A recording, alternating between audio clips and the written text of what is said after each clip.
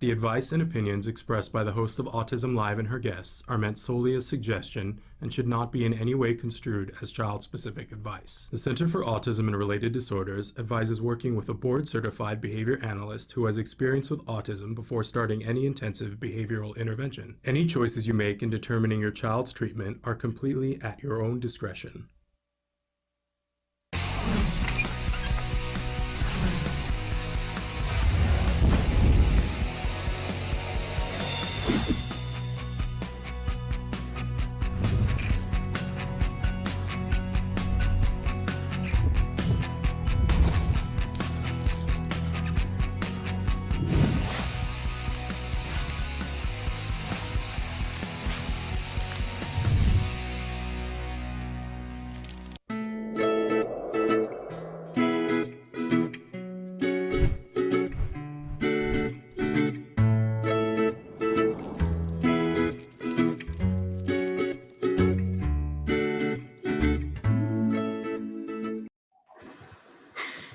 Good morning.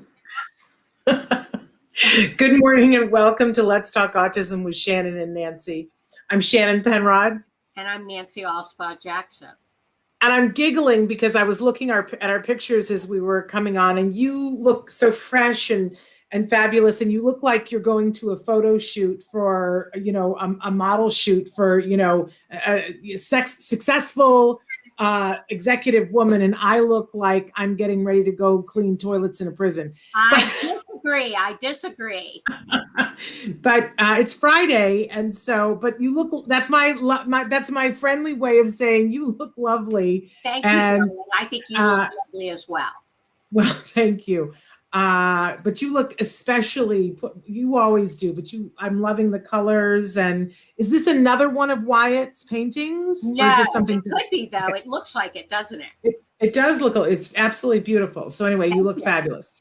And I'm really excited about today's show, and I'm excited that everybody's here today because we have, one of our favorite guests is going to be joining us in just a little while. Alex Plank is going to be joining us, and right. He's a spitfire, and I love when he's here. He always challenges me, Nancy. He always, he'll take me to task. I guarantee you I'm going to say something and he's going to call me out on it. And that's good. That's how it should be. That's how I want it to be. I love it because Alex pushes me, and that's a wonderful thing. That's good. We have a lot of things for him to weigh in on today. Oh my gosh, don't we? A lot of things for him to talk about. We're saying good morning to Ganja. We're good at Ganja. How are you? And she's got a very specific question they're going to want to talk about in just a little while. So hang with us, Ganja.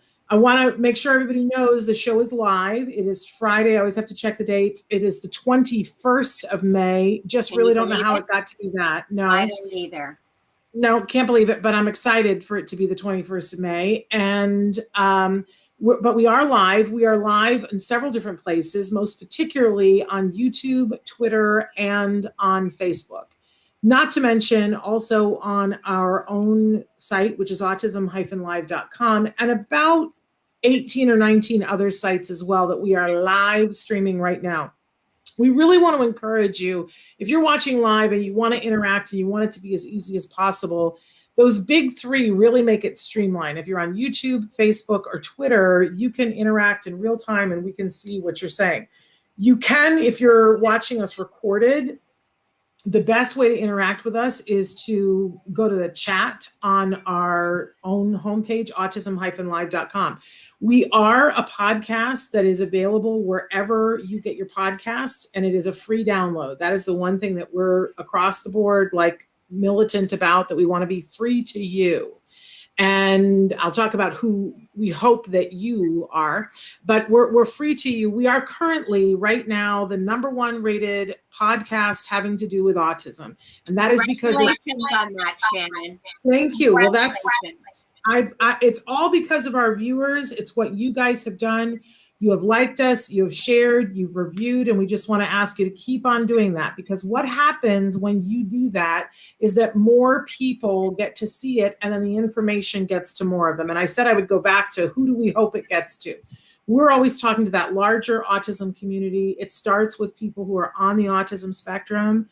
We want to hear and listen and give them a voice here to learn from them, which is why I say I love it when Alex says to me, Shannon, you got this all wrong. You're thinking of this all wrong. And then I go, okay, teach me, right?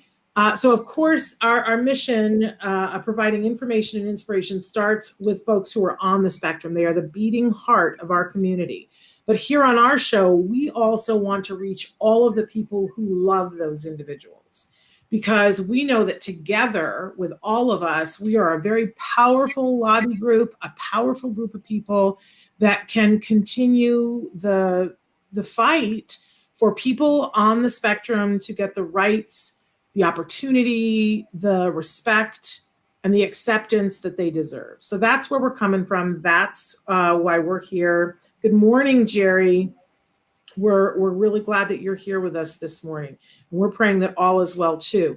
So please, share if you like what you see here and you get something good out of it, great. If you're not getting what you want here, go check out all of our playlists. Traven, remind me to tell you that there's some buttons on our website that are currently not working.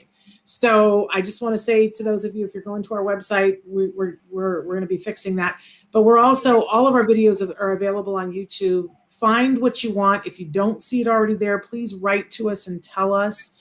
But if you do find something, make sure that you tell at least one other person about it and say, you know what, I went there and it was free and I got good information and I felt like, they're trying really hard to help people, because that is what we are trying to do. We just got a hello from all the way from Austria. Feta Tagan. I don't know if I pronounced that correct. I probably butchered it. And they are regular viewers, so we're so happy that they are here. Okay, so we mentioned that we're going to have Alex Plank in a little while, but we have got some news to get to here, and there's quite a bit of it. Where do you want to start, Nancy? Let's start with the QAnon shaman. How about?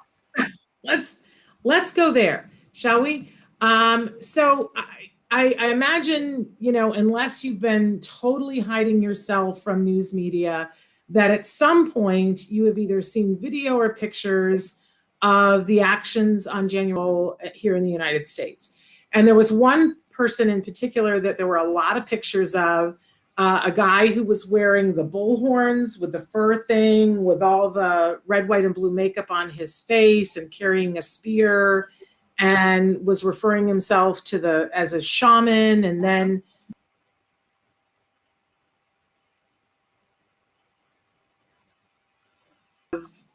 I don't know, a vegan, like he had very special needs, that he was on dietary needs. There's been a lot of press about this one guy in particular, but I didn't see until yesterday when NBC came out with an opinion piece.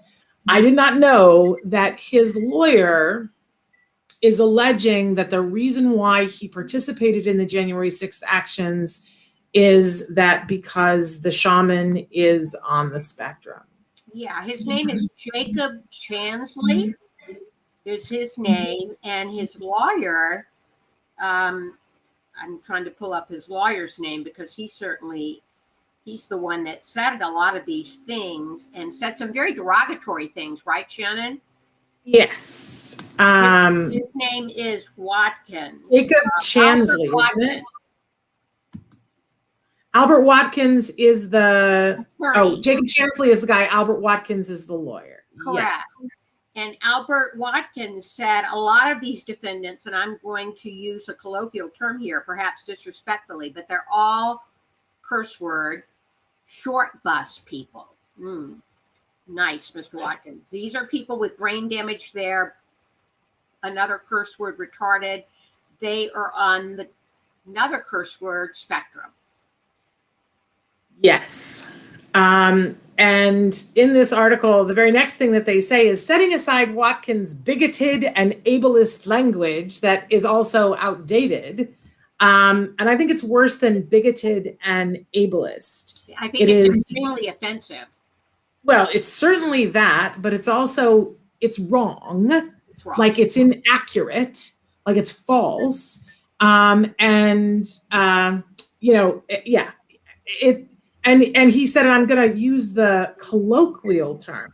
that ticks me off in ways that I can't even begin to describe. Like, it's almost like it's saying, well, forgive me for being a little crass. You're way past that, pal.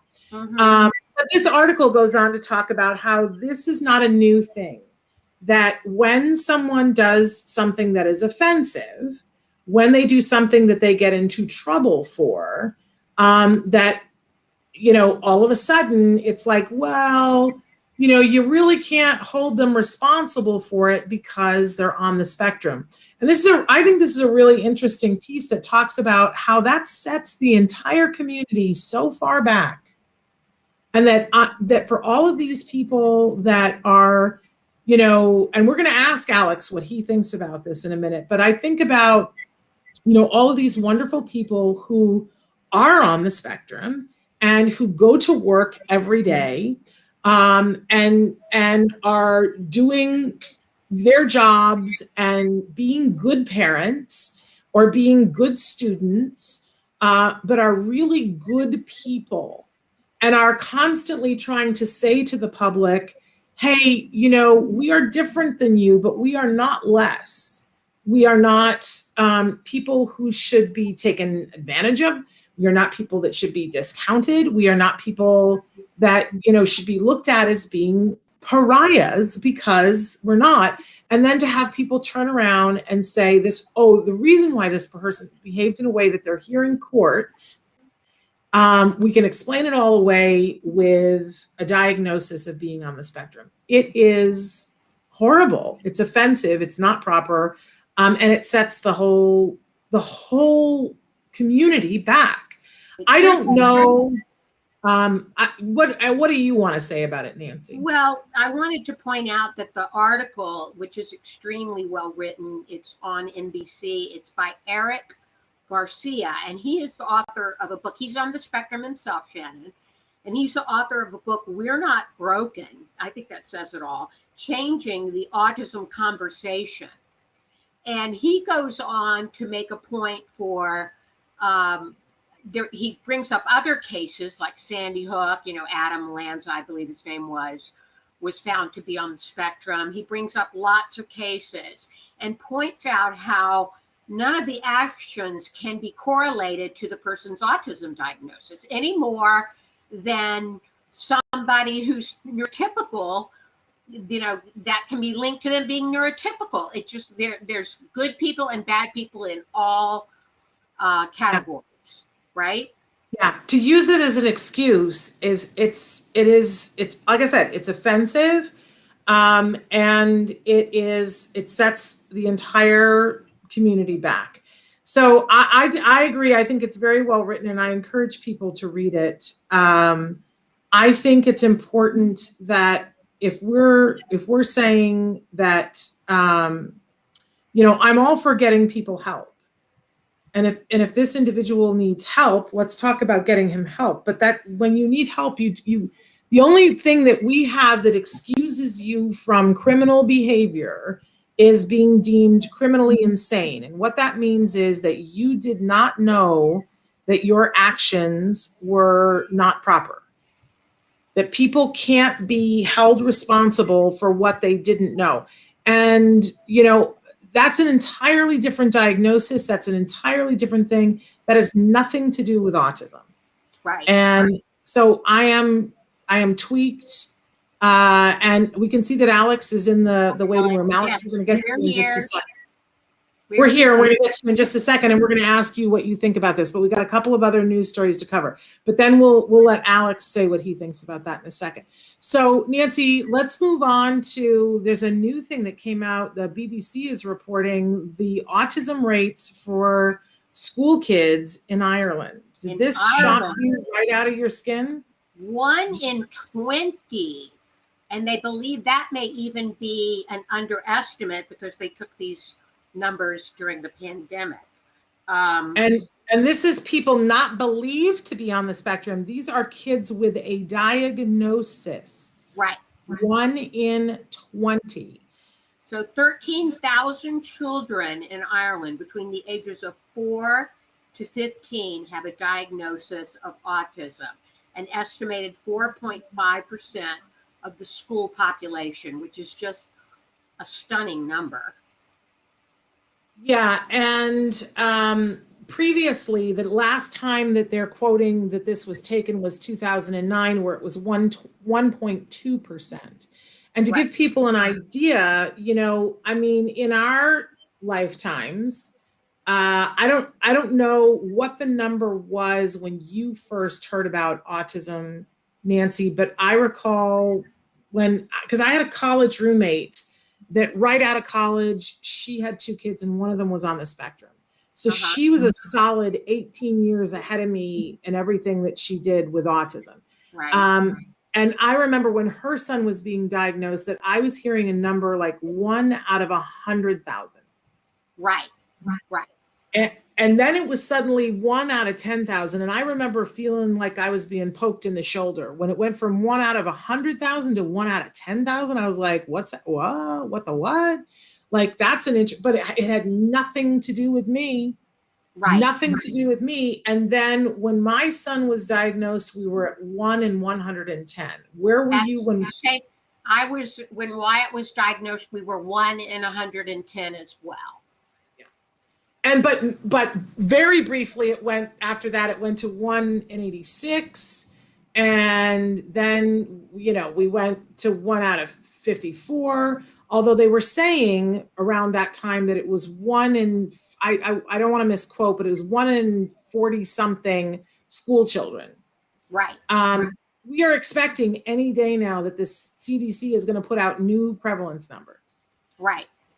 I just need for everybody to know, and we are getting some people to come on the show to talk about this, but they're going to come out with the new numbers, and our expectation is they're going to say that the prevalence has changed and it's not as prevalent as we previously thought, and yippee, we've stemmed the tide and it's not going up. I want everyone to know that they are not using the same metric, that they changed the way they take the data. So whatever the number comes out, you cannot compare it to any previous number because no data was taken in this way before. And we're going to have experts on to talk about how they change. Yeah, Shannon, you think it's going to be a more favorable number? Yeah, I think that's what it's going to be. But whether it is or it isn't, we all need to know ahead of time, because the rhetoric, what the press is going to say is one thing. But we all need to be cognizant of the fact that these new numbers are going to come out and they are fresh numbers, and you should never compare apples to oranges.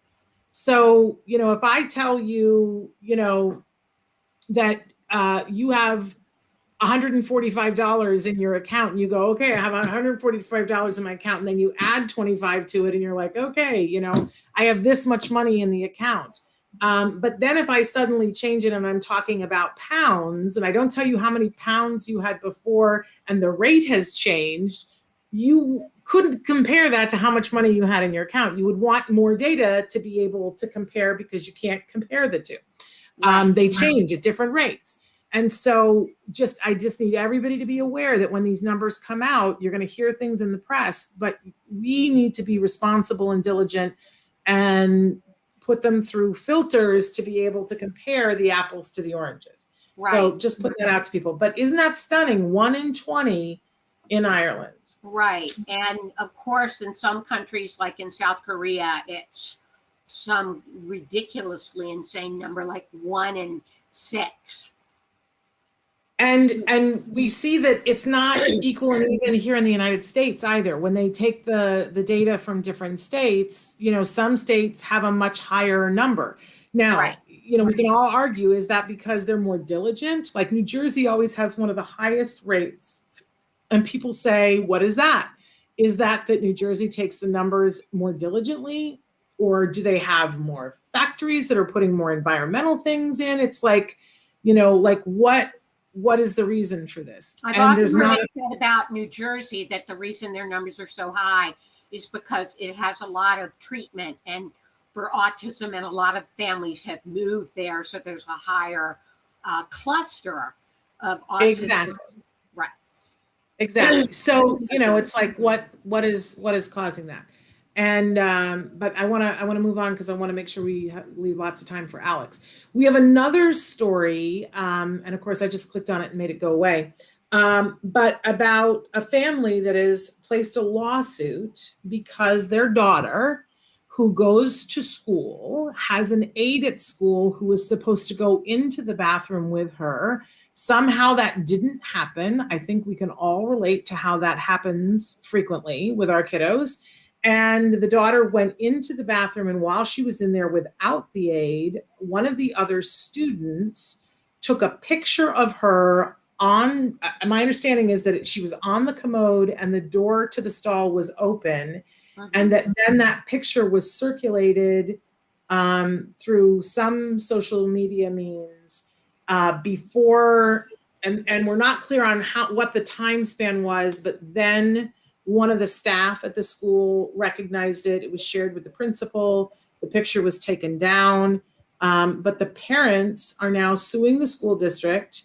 My understanding is that the parents have said that they want the teen who took the picture and posted it to be charged, and that they are suing the school district for negligence because she has an IEP, and the IEP says that an aide goes with her into the bathroom. Right. And I think they are completely justified in doing so. This is in Charleston, South Carolina. If their child, the young woman, had an aide that's supposed to accompany her to the bathroom, this simply shouldn't have occurred. And I'm right there with you, Nancy. I know people go, oh, we live in such litigious times and suing the school district doesn't solve anything. And I just want to say I completely disagree that, having worked in schools, schools do what they do until they get sued, and then they do better. And that's just how it goes. And I'm, you could be the lawyer on this case, Nancy, because to me, it's exactly what you said. If the aide had been there, that wouldn't have happened. And it's in the IEP. And the IEP, as we talk about all the time on the show, is a legally binding document. And if you don't withhold it, you're out of compliance and you're responsible for anything that happens that was outside of what you were supposed to do. So I hope that school gets their act together, figures out what went wrong, and that all of you at home benefit from it, because let's all fess up here that we've had kids that have aides at school, and then we find something happens and we go, where was the aide? And they were like, well, they were on their break. Right. The parents cited, Shannon, that they're doing this to show the school's failure to train staff, implement protective measures for the victim, and prevent bullying. All admirable goals. Yeah. And I agree with them. And I hope they take them to the cleaners for it, because that is what will teach them. I have always said, whenever I'm talking about, in the past, my kid or somebody else's kid, and this answer of, well, the aide, we did train them properly, but the aide was on a break and they have to take breaks too. And my answer was always, and I hope you guys will use this in your IEPs, I would go, oh, of course, what was I thinking? I'll make sure and send Jem with a note saying, don't have autism when the aide is on break. That'll take care of it. Right. You're absolutely right. And then I pause for the, dramatic sarcasm to sink in. And then I go, so maybe you should have somebody to cover for them when they're on break. Do you think? Sometimes I'm really a sarcastic, you know what I mean, a bad word. So should we go into our last story? Yes, and it's a sad one. We have Alex wings, but this is an important story, Shannon, that you found. The young man in Nebraska, the young boy, 11 years old, that is missing. Ryan Larson is missing and has been missing since Monday morning. He walked out of La Vista Elementary School in La Vista, Nebraska, and has not been seen since. And we just want to put it out there to people that, first of all, please pray for Ryan and for his family. We're now in the 5th day, and, hope is dwindling. And our hearts go out to his family. But I also wanted to put a plea out to everyone. It is spring, and this is when we see more of these stories than any other time. I know it's a downer, but we all need to remember that the number one cause of death when it's an individual on the autism spectrum is drowning as a result of eloping. And the number two is being hit by a car because of eloping. Mm-hmm. So we, years ago, Dr. Jonathan Tarbox on this show looked at the camera and said to families, if your child had the ability to look you in the eye and say, listen, the first chance I get, I'm going to run away from you and run directly into harm's way. If your child had the ability to say that to you, what would you do? What measures would you take to keep your child safe? And he said, just do that. Just do that. And that's different for everyone because everybody's risk level is different. But do whatever you have to do. And we can make several suggestions of things that you need to do. You can put alarms on everything, but alarms aren't foolproof. Look at what happened with this child. There are tracking devices. There are all kinds of things that you can do, plus giving them training to figure out why they elope, helping them to deal with the things so that they don't feel the need to elope. Yeah, I just want to point out that with behavior therapy, there are many methods of behavior therapy that can help deal with elopement. That's what happened with my son, Wyatt. He was a runner. And we had many close calls, Shannon, just terrifying. Once he ran out the front door and almost went into the freeway traffic. He ran so fast to the freeway. So you can do social stories. There are many, that's what we did with Wyatt, where he learned a social story about a little monkey that learned to elope, that was an eloper and learned not to. So it was effective. And there are effective methods for dealing with this. Yes. And it's not just a one-pronged thing. Do all of it. Right. Do all of it. Take your child to get them swim lessons and have them train them about how to float on their back and have them do it with their clothes on and their shoes on. Because a lot of times they teach kids to swim and it's like, but why did they drown anyway? Because they were in clothes and shoes when they fell in the pond. So, work on these things, talk to your neighbors, talk to your law enforcement people, because this is the time of year that I can't stand it. It just kills me to see these parents in pain and to hear these horrible stories. And I'm praying for this kiddo that they find him and that he's still okay. And we've seen that happen. I don't want to give up hope. We've seen that happen, Nancy, where it's been 5 days and they find the kiddo and they're cold and they're dehydrated, but they can save them. Right. It's not good. There is still hope, but it is dwindling. So please say a prayer for these people. And this is all too common. Okay. All right. We've said that. We need to say that public service announcement, but we've got Alex Plank with us here. And Alex Plank, as I said, he's one of our favorite guests. He's an amazing young filmmaker, an actor. You guys saw him on The Good Doctor. He was the creator of wrongplanet.net when he was just 17 years old. He's a creative genius, and I consider him a friend. And I already said, Alex, I know you can hear me now, that Alex loves to devil me and correct me and tell me when I get something wrong. And it is our relationship and our friendship. So let's see what I'm doing wrong today. Alex, are you there? Yeah, can you hear me? Yes, we can. And we can see you. There, Alex. Well, fantastic.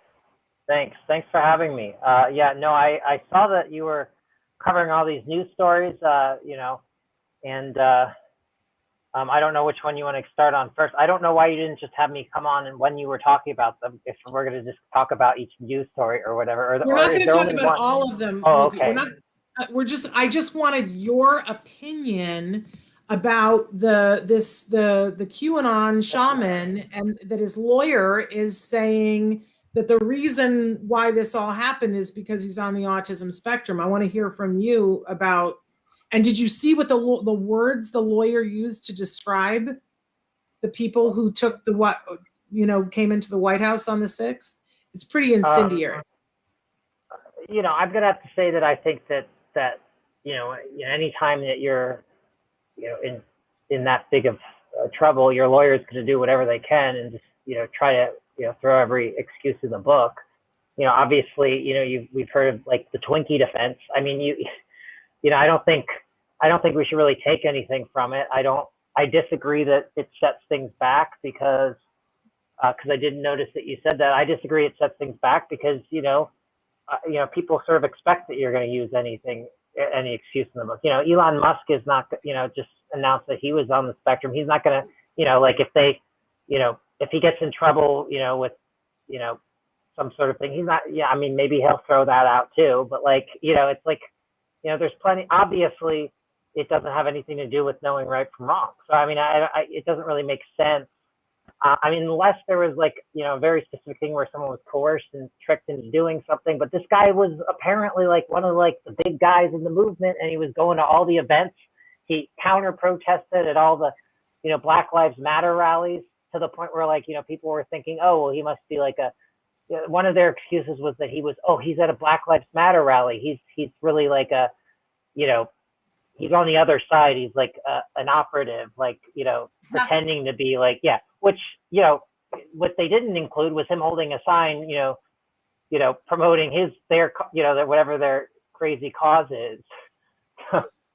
Well, I'm sort of relieved to hear that you're not worried that this is going to set the community back. I'm relieved to hear that. Yeah, I think that was your point about Elon Musk. I mean, just as we can't say that all people with autism are crazy like the shaman, we can't say that all people with autism are geniuses like Elon Musk. When you've met one person with autism, you've met one person. Right, and we've got Bill Gates. People, he seems like he might be on the spectrum.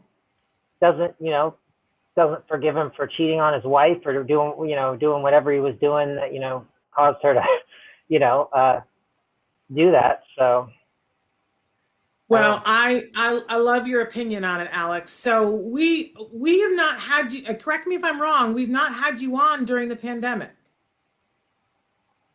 I don't know. I don't think so. Maybe once.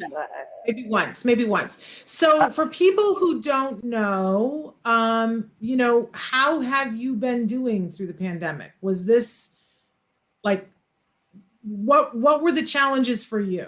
Let's put it that way. I think a lot of the challenges now is it's sort of everything's getting back to, things are kind of getting back to normal, but not really. It's sort of like I feel like I should be feeling better about it, but like it's kind of like, I don't know. I have no urge to go do as many things. You know what I mean? When I used to like, oh yeah, of course I'll come meet up for, whatever, go on a walk or get drinks or do anything. I just sort of feel like, like I lack the momentum to keep going. I kind of, and I this part of the pandemic, I guess is sort of, a little more like annoying because it's like, there's not like a clear, I mean, you would think that everything would be open, and they're saying, oh, well, you can stop wearing masks before you can go, before I can do anything, it's like, well, who cares about wearing a mask? I don't, one way or the other, like, I just want to go do things that are fun. And, they've opened up a lot more, but it's like really slow.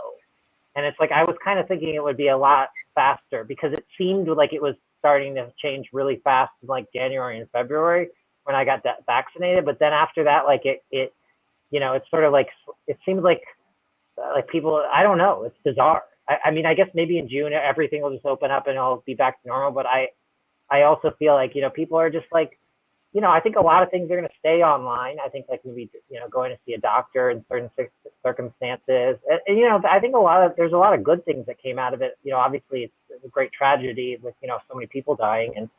But like all this, the shift to like, it used to be like, oh, we can't see you over the internet. You know what I mean? Like when it's like, why do you need to go to the doctor when they're just going to like, ask you a few questions and you have to like drive there or walk there if you're close enough, if you're, you know what I mean? Like, so I think that kind of like is nice, that kind of stuff is sticking. I think also a lot of things that sort of changed is that we've seen that sort of people are a little more aware that, maybe they need to be more active in making sure the government has their best interests at heart. A lot of people sort of felt like they, have been paying taxes their entire life and then, they lose everything because of the pandemic and, they come in saying they're going to give a few checks, they get one and then like they sort of are hung out to dry and they're like, oh yeah, sorry, we changed our mind. We're not going to give you that other check we said was coming. And it's like, they're expecting people to live off that for, over a year.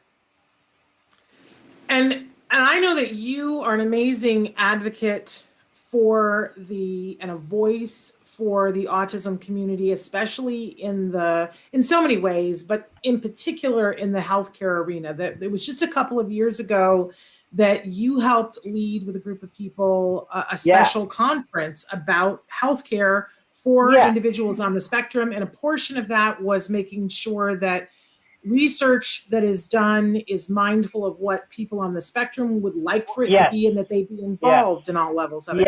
So a patient-centered, patient-centered research, because we get a research, and research is generally, a researcher decides, this seems like something interesting to research, and okay, but how is that going to help anyone? Is it going to help anyone at all, even?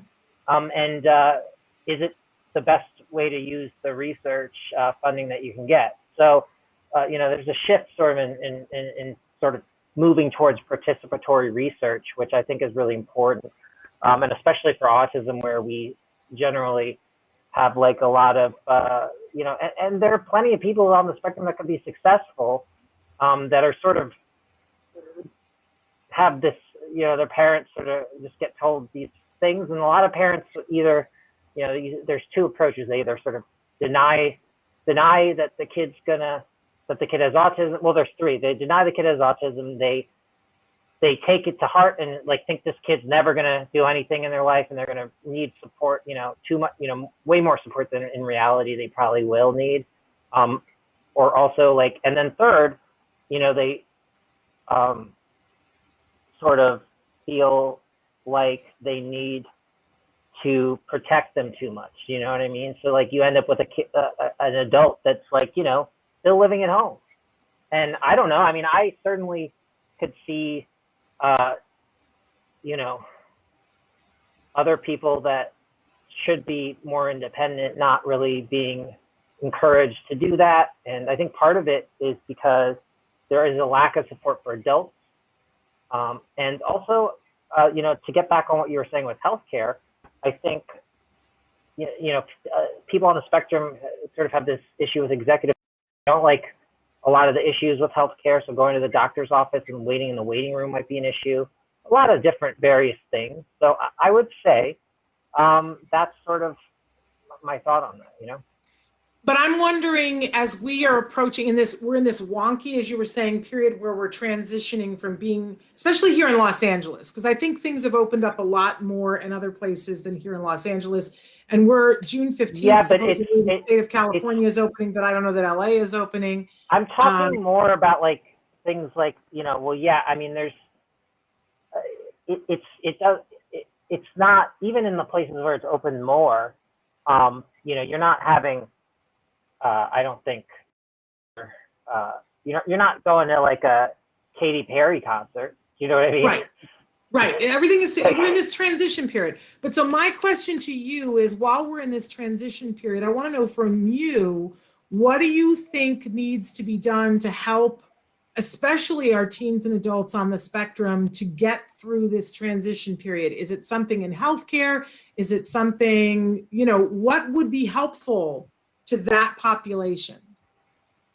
I mean, there's so much to sort of say. I think that, part of the issue is that, maybe, I don't really know what kind of help you could provide other than, just sort of being there and listening to what the person needs, because everyone's different. Some people may have issues with certain things. Some people may be, really excited to get back to things. Some people may have trouble making that transition back again.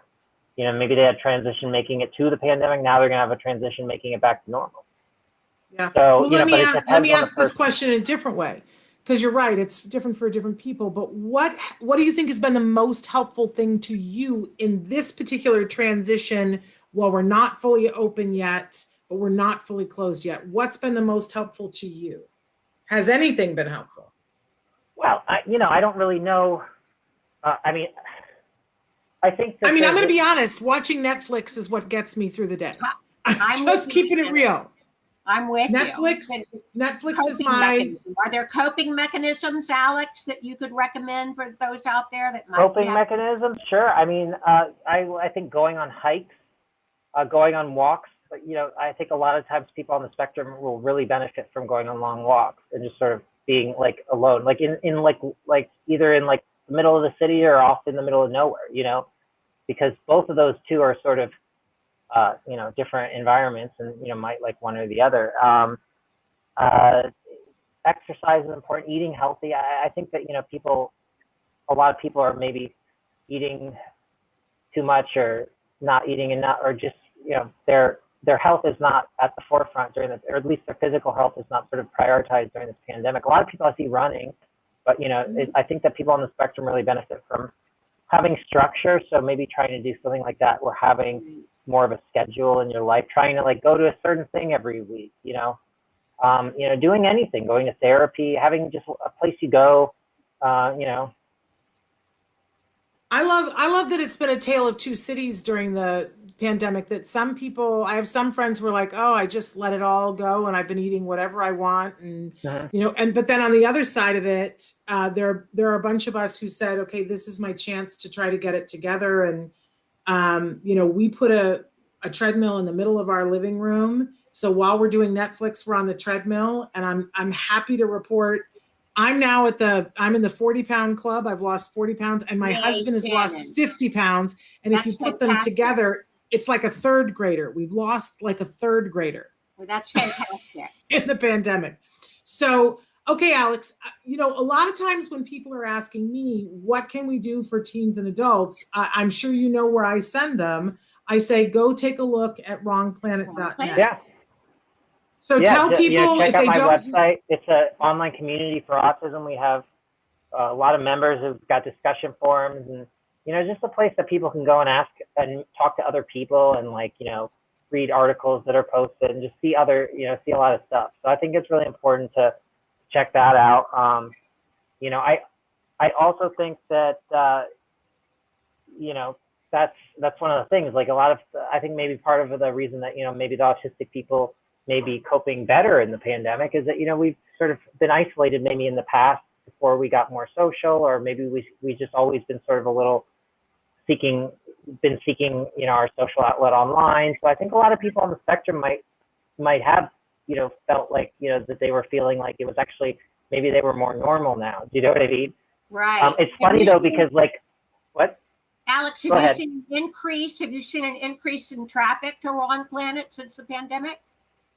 Honestly, I'm not entirely sure, because most of the traffic, fluctuations that we get are the result of just, very factors outside of the actual core, community, because, we get so many people that just, search on Google for something and find one page, and maybe they'll join or maybe they won't. We get a lot of traffic that way. So I think, I don't know if I've seen much of a fluctuation. I would have to check. I haven't really monitored the traffic during the pandemic or tried to see any sort of effects of it. But generally we do see more traffic when people have more time at home. So I'm sure there's probably more.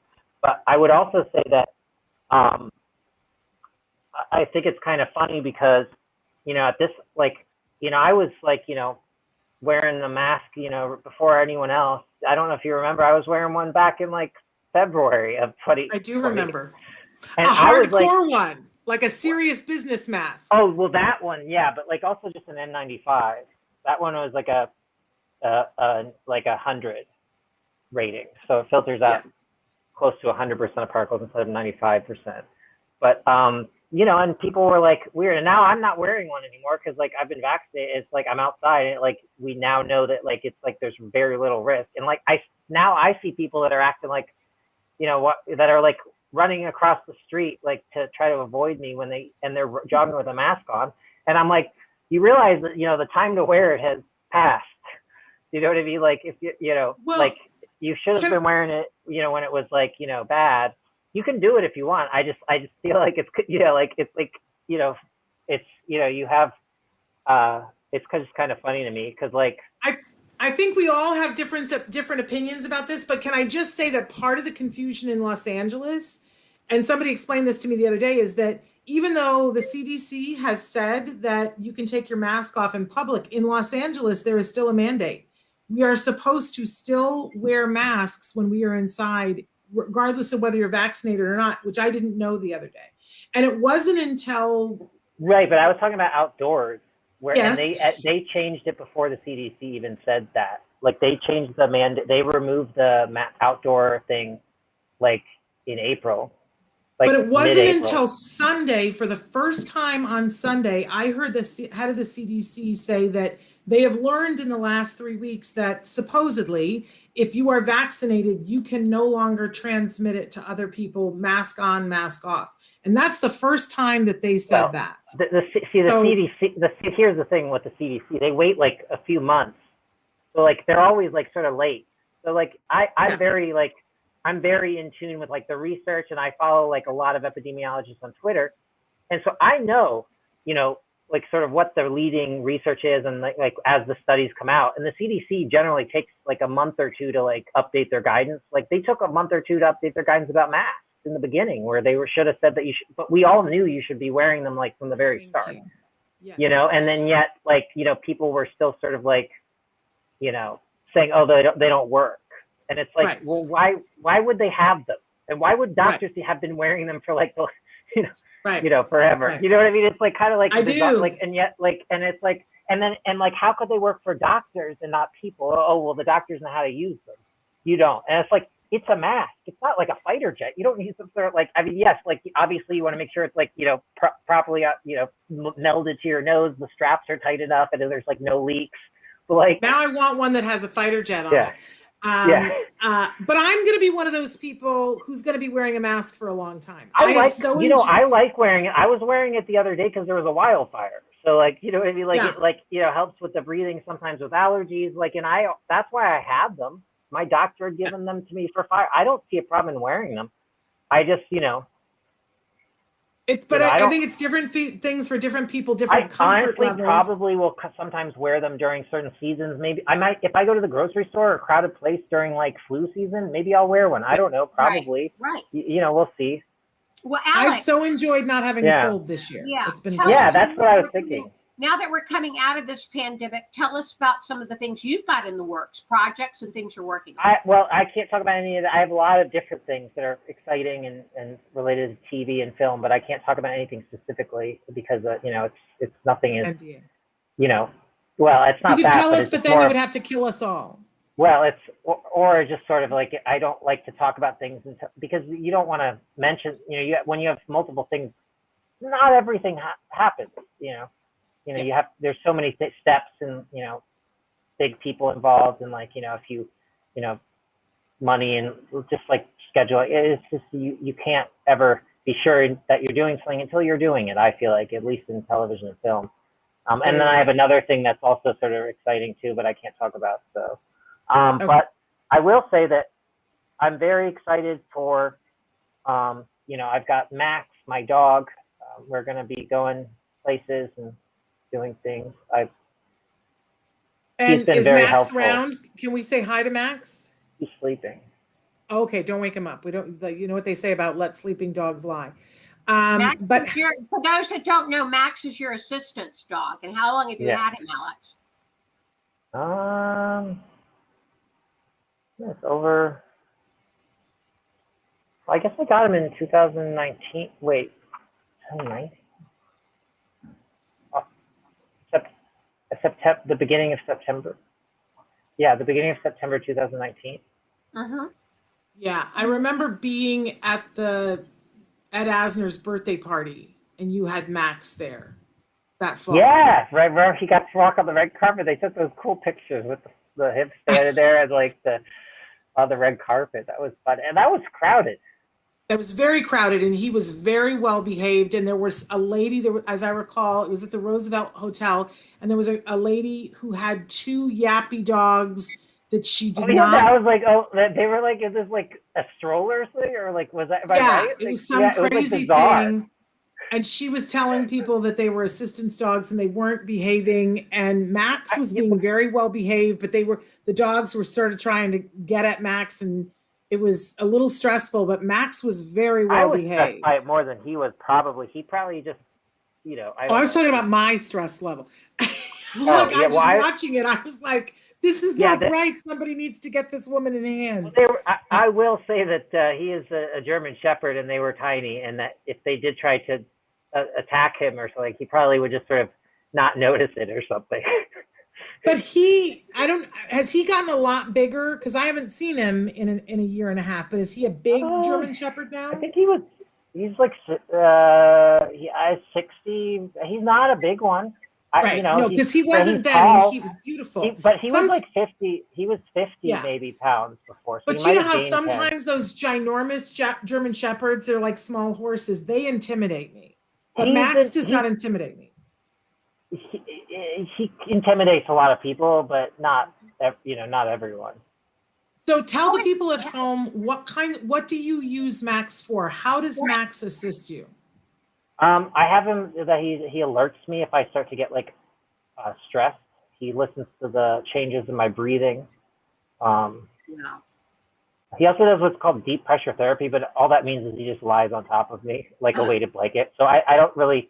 I mean, some people could like. I don't know how, much that is special. I feel like the other one's more like impressive of a thing because like But does that help you when he lays on you? Does it help? Yeah, you? I mean it's like having deep pressure does help, but the I think it's being notified when you're like getting stressed before you notice it yourself is more helpful. That's because it also helps you. Been trained to do that. Yeah.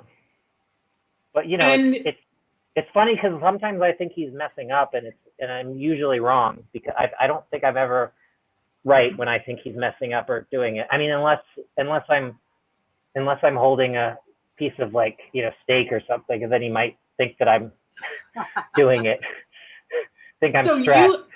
There are times when he alerts you. So are you saying there's times when he alerts you and says, "Hey, Alex, you're starting to get stressed"? Well, yeah, because it's like I'm not thinking about I'm not like constantly monitoring. That's just like one thing that he's focused on. Do you know what I mean? Like his main thing that he's focused on is like whether I'm getting stressed or not. So if I'm getting stressed and like to a point where it's getting like kind of like I might have a meltdown or something. He would notice before I do sometimes. Sometimes I notice before him, or I notice he's on the other side of the room and I notice before he gets to me or something. But you know what I mean? Like I turn my head and he's on his way over already. Like, you know what I mean? I'm like, hey, why didn't he, do it? But that's just because that's also, what I found is that I've also then been able to start recognizing it more frequently myself because he does it so often. So it's actually been sort of teaching me about myself. And also like it's weird because it's like knowing when you start to get stressed can kind of be really helpful in trying to minimize it in the future. So it sort of teaches me about myself in ways, and it's like, oh, I do get stressed by that. I never thought about that. That's why, so I, sometimes, and it's not just stress, it's like more intense than that, but you get what I'm saying. Yeah. That's wonderful. You're somebody who travels a lot and goes places and you speak, and we should let people know that you are available to speak if somebody wants to book you. Yeah, I am available to speak. I do the speaking gigs. I just got Max new goggles. Did you see the picture on my Facebook? Is there a way to put it on the screen?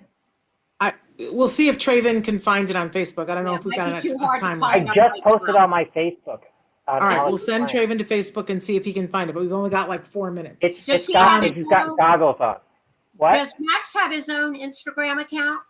No, because like he doesn't use the phone. So well, look at him. Oh, that is so cute. I absolutely love it. But he should have his own Instagram. I post pictures on mine of I don't think he needs his own. Okay. I don't like. I mean, I guess maybe.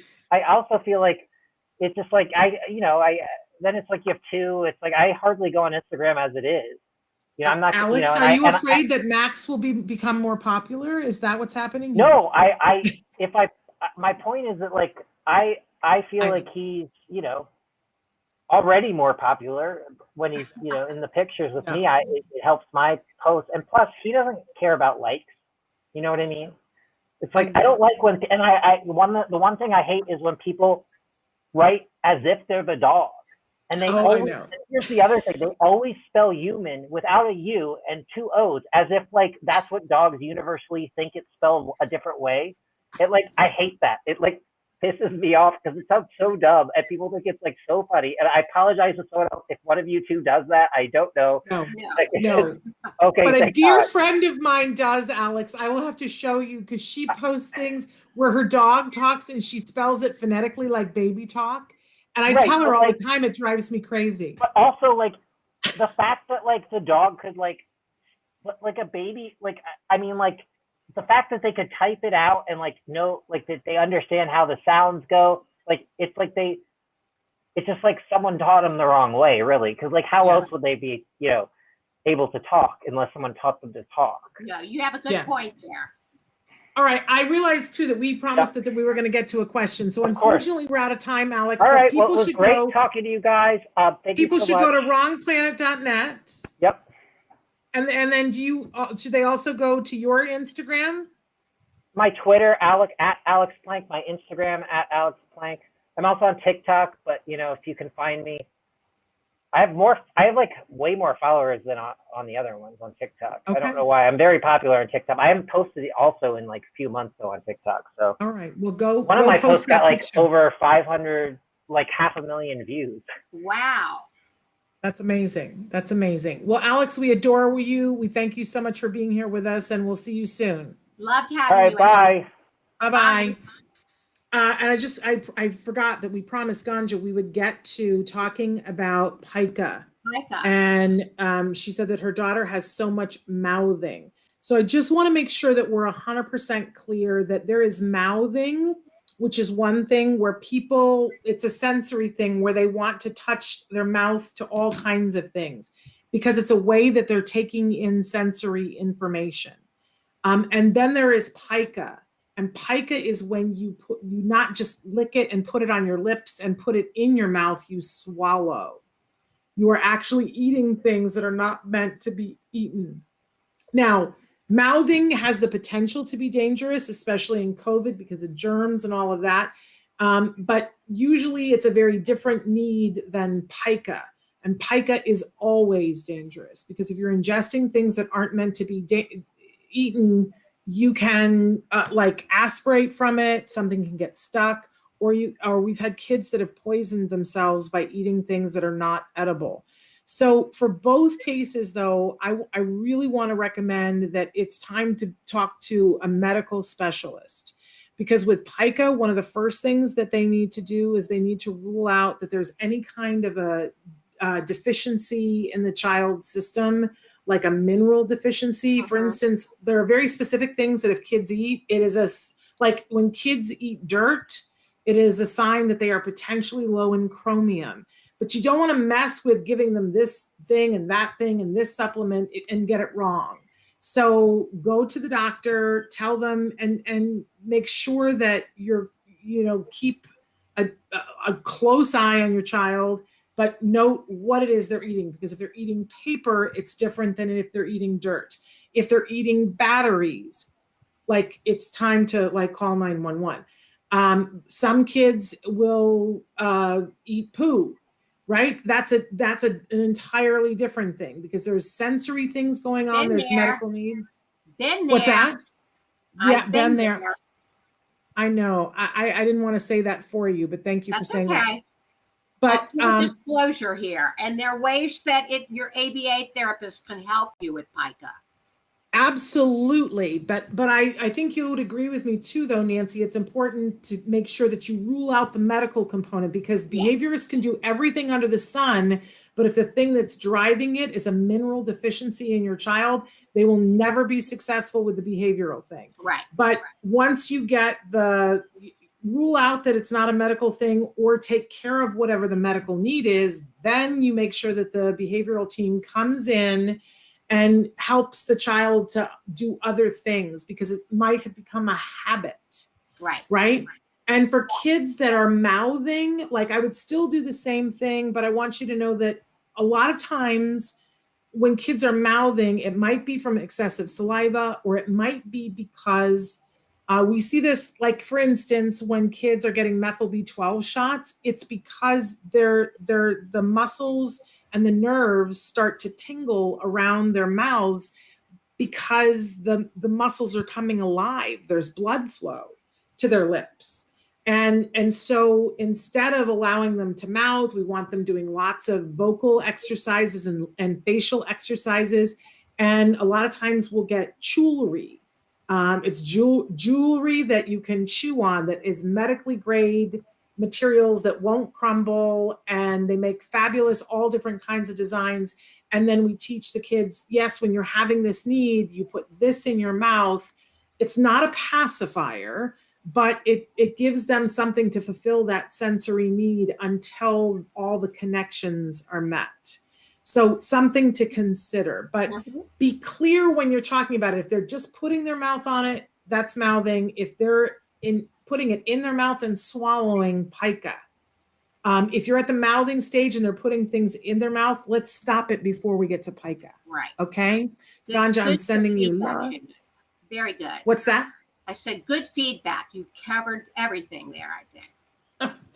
Okay, we love you guys. Thank you so much. We're back next week, and I don't know who the guest is next week, but I know we have a guest next week. I just don't remember who it is. But back then, and until then, please give your kiddos a hug from me. And give yourselves a hug from me. Bye-bye for now. Bye-bye.